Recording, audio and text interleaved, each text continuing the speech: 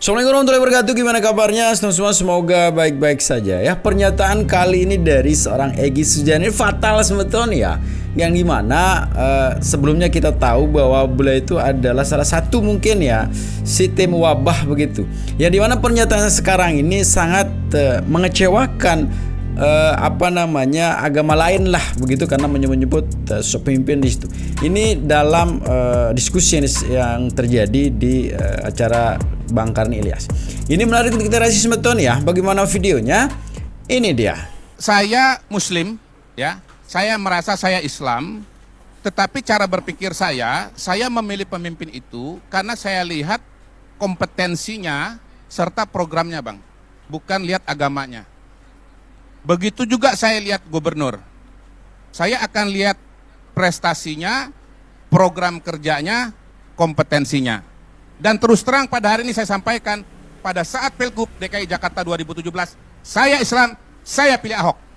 Silakan kalau abang anggap Ya saya salah. itu subjektif, Silakan anak. kalau abang Nggak apa-apa. anggap saya salah. Ente mau masuk neraka juga nggak apa-apa. Iya. Nggak ada urusan. Makanya Ya, tadi Bang, jadi oleh saya karena bilang, itu saya manusia, bicara abang Al-Maidah ayat manusia. 51. Abang bukan Tuhan. Ya, bukan. Tapi abang bisa Ya, mengklaim ya. bahwa saya salah. Ya. Bahwa saya kurang Tadi Islam ente bilang dibandingkan kita dengan pembimbing. abang. Nah, itu yang bahaya, Bang. Bubar republik ini, Bang. Bubar republik ini, Bang. Enggak, Kalau siapa yang bilang abang bubar? merasa abang lebih Islam daripada Tidak, saya. tidak ada yang lebih Islam, nggak Loh, ada. abang Saya kan saya baca salah. Quran. Saya nggak objektif. Baca Quran. Saya cukup. Iya, Bang. Kita Al-Maidah sama-sama 51. Islam. Kedori. Tapi saya bisa punya Cukup. Ya, pilihan. Anda boleh pilih yang lain, Iya, boleh Bang. terserah. Iya, Bang. Anda. Saya jawab aja, Bang. Ya Saya cuma sudah. jawab aja. Makasih, Bang. Saya pilih yang Al-Quran. Iya, iya, Al-Maidah 51, udah gitu. Benar. Bang Karni, inilah kita politik identitas. Jadinya kayak gini ini sampai tingkat RT. Justru ini adalah Masa mau demokrasi. dibolehkan? Jadi udah bener lah omongan presiden. Boleh, masa harus seragam? Ayo. Saya senang ada Bang Egy di sini sehingga contoh politik identitas itu menjadi nyata pada diri Bang Egy Sujana. Jadi akidah syariah akhlak ditenggarai dengan sangat kuat, basisnya adalah akidah. Jadi justru blessingnya dengan dicoret 7 kata, maka beridentitas sangat jelaslah negara Republik Indonesia. Pasal 29 ayat 1 menyatakan negara Republik Indonesia berdasar kepada ketuhanan yang Maha Esa.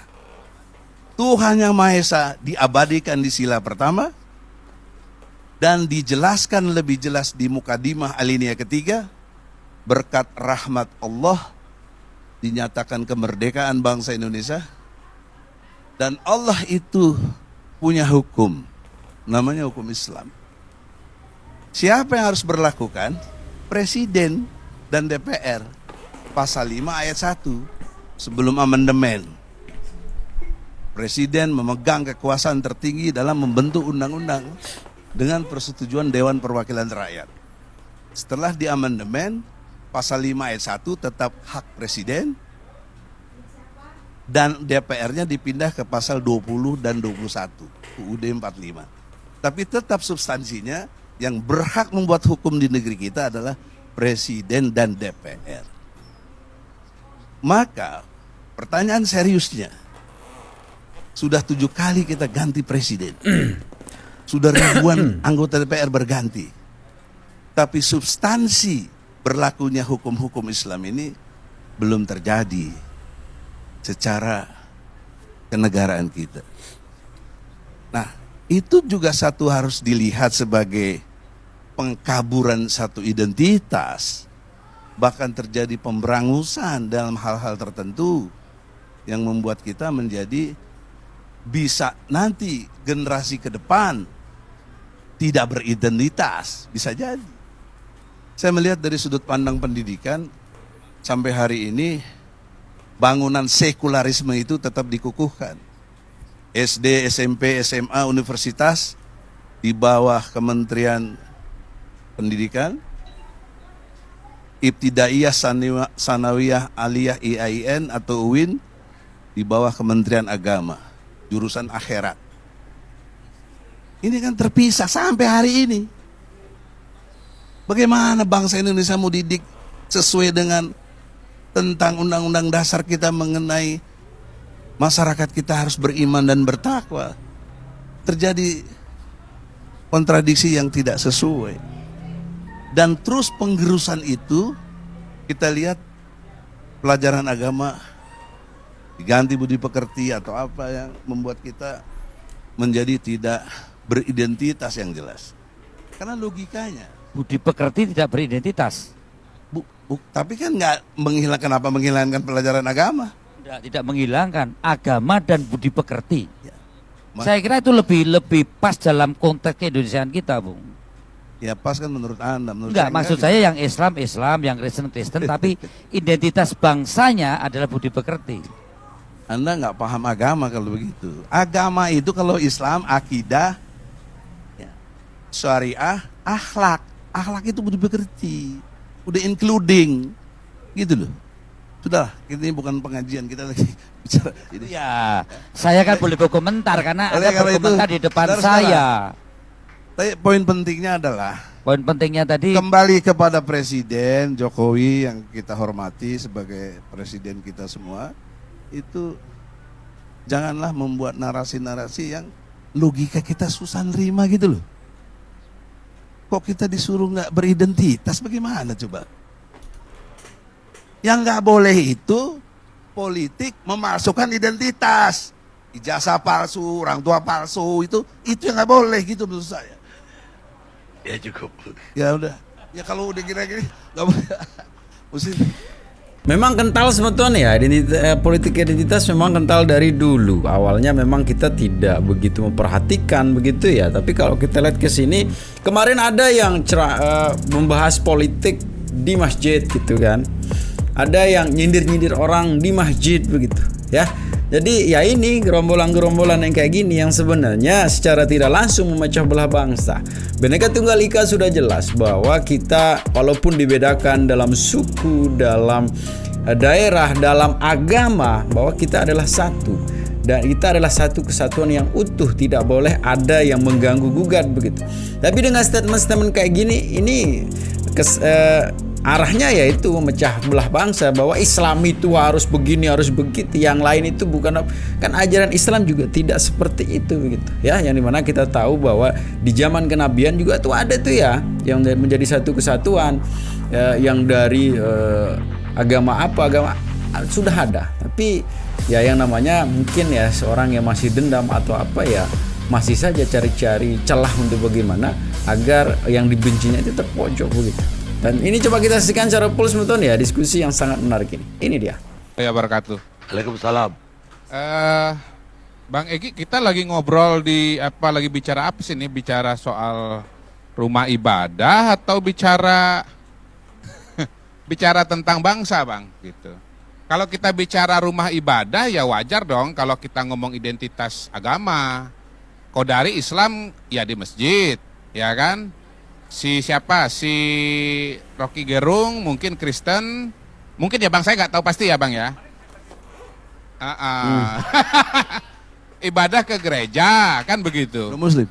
Nah Pak Jokowi ini kan Bang lagi ngomong di Bawaslu. Bawaslu itu adalah institusi kenegaraan. Nah saya nyambung dengan Bang Fahri dan Bang Arya lah. Ah ini brother, Ketika Anda kita kan nanya bicara- saya. Belum selesai, belum. Baru di depan. Sebentar Bang, sebentar. Harus dijawab. Ya, gimana mau jawab? Selesai juga belum. Iya, ojo ke susu Bang. Iya.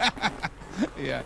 Jadi kalau kita bicara pilpres, maka kita bicara tentang, saya berusaha berbicara dengan gayanya Bang Rocky karena saya senang dengan gaya Bang Rocky. Nggak tahu seberapa mirip ini. Benar. Bicara tentang negara bangsa. Udah mirip belum? Tentang Indonesia gitu. Bukan tentang Islam atau Kristen. Begitu. Nah, ketika kita bicara tentang Indonesia, maka yang namanya identitas agama atau suku, ya, rumah ibadah atau pakaian adat itu bukan jadi kerangka. Abang justru salah di situ.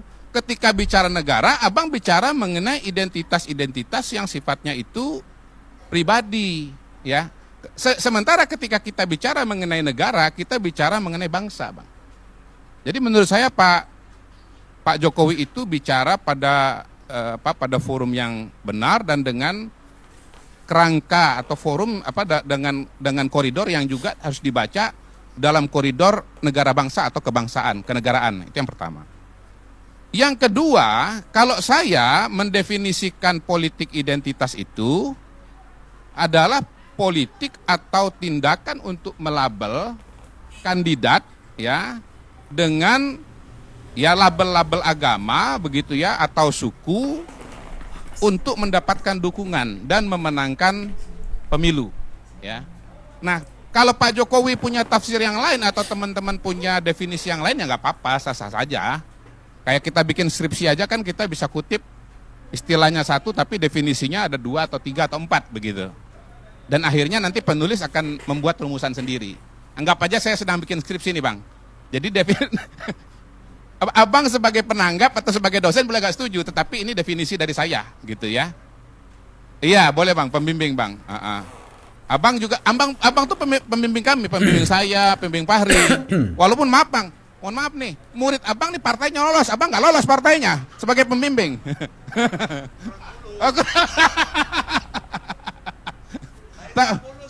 Nggak mungkin Bang, nggak lulus. Saya lihat jam abang tuh harganya 7 miliar kata Fahri Hamzah tadi. Gitu. Jadi Bang, nah definisi politik identitas seperti ini memang berbahaya. Kenapa bahaya? Satu nih ya. Buat saya lagi nih, anggap aja lagi nulis skripsi ini. Bahayanya satu, pertama bisa tidak akurat. Misalnya nih ketika Pilpres 2019 misalnya.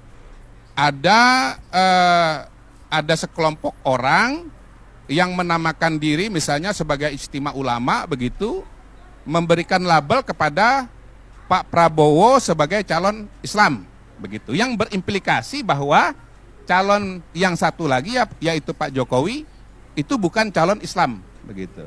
Nah, menurut pengalaman saya cara-cara seperti ini bisa sangat salah Bang gitu.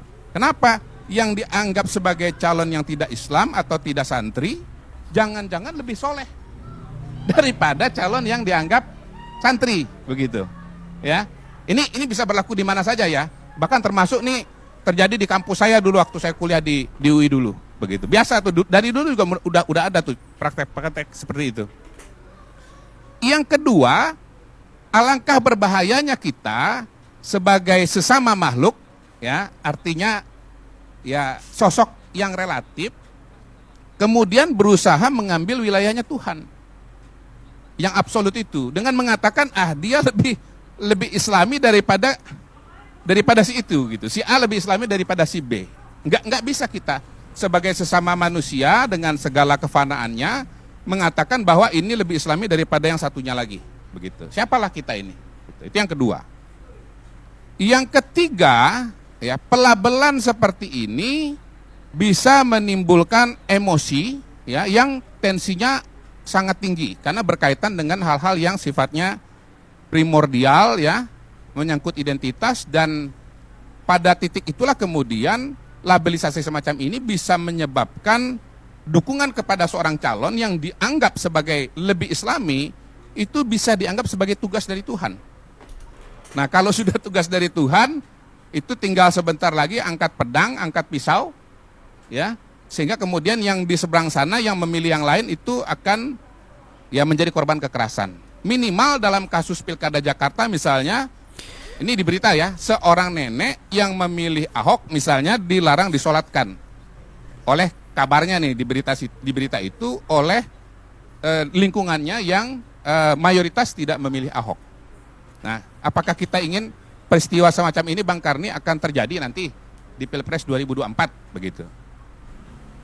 Nah, bahaya, bukti bahwa ini berbahaya ya, ya kita akan saksikan jauh lebih banyak ya ketika nanti misalnya peristiwa seperti misalnya Ade Armando ya, karena dianggap dia tidak cukup Islami atau tidak mendukung calon yang Islami, lalu kemudian wah ini halal darahnya. Nah, hal-hal semacam itu yang terus terang saya khawatirkan.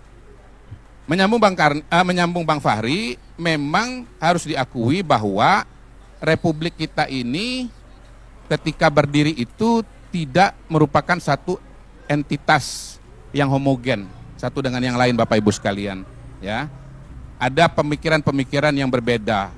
Di masyarakat ada pemikiran yang berbeda, di BPUPKI ada pemikiran yang berbeda. Nah, indahnya adalah apa? Kita sampai kepada satu rumusan yang membuat tadi akhirnya negara bangsa Indonesia itu menjadi seperti sekarang ini.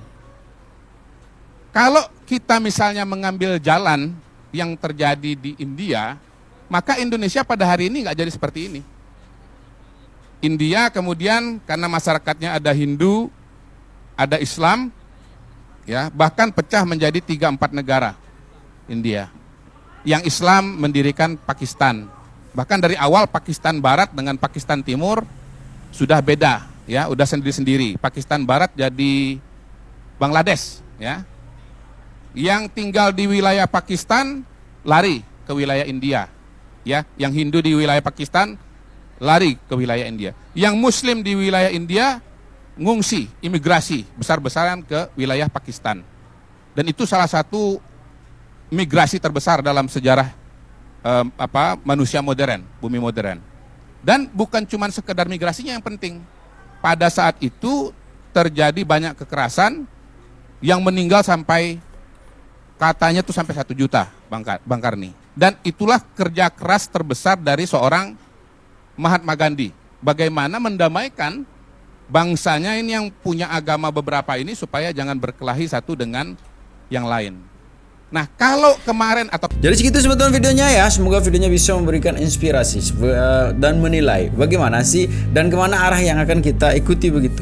Ya, jadi orang-orang yang memecah belah bangsa, orang yang membeda-bedakan dengan lain dalam kepentingan pribadi ya, ini sudah jelas ya bahwa ini tidak baik begitu. Ya, intinya kalau saya selalu berurusan di akhir video, tetap jaga persatuan dan kesatuan kita ya. Assalamualaikum warahmatullahi wabarakatuh.